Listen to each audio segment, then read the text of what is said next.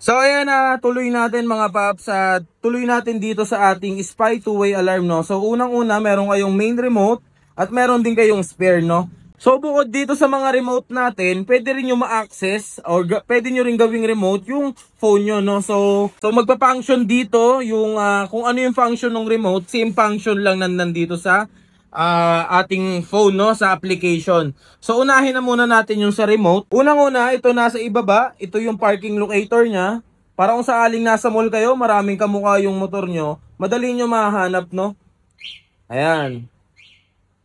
Itong nasa gitna, yung kulay orange, ito naman dito nagfa-function yung pag-on ng ating motor, no. Sige, paps, patanggal ako ng susi para makita nilang walang susi. Ayan yung susi.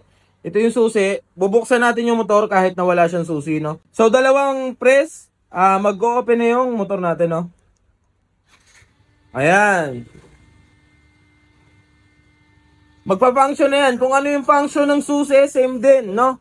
Kaya mong ipaanda rin or i-rev ng walang susi, no. So ayan, kung halimbawa man nasa stoplight kayo, biglang agawin yung motor nyo, pero wag naman sana, no. So ito, dito na pumapasok yung tinatawag natin na anti-theft, no. So kasi kapag pinindot natin to, yung nasa kanan, bandang taas, pag pinindot natin siya ng isang pindot lang, mag-a-alarm na lang siya na mag-a-alarm. After 10 seconds, mamamatay na yung motor at hindi na mabubuksan. Ayan, nakapatay na yung motor. Sige, saksak mo yung susi. Ayan, at kahit i-start niya, hindi na siya mag-i-start kahit na anong gawin, no. So, papatayin natin.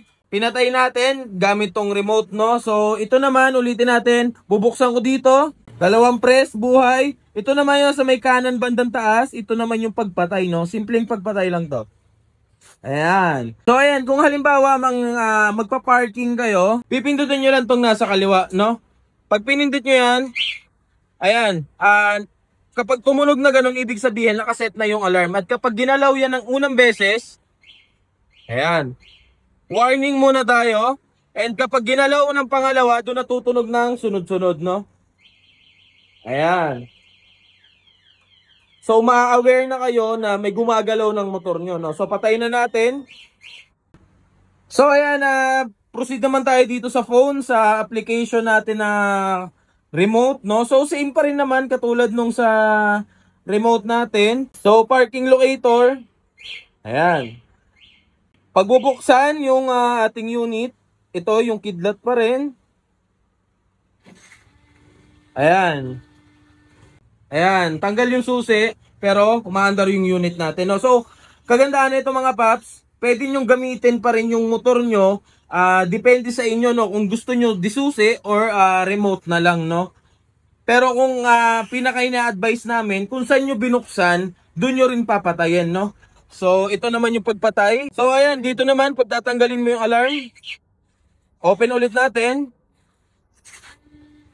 So, pag umaandar, patayin natin. Ito yung anti-theft.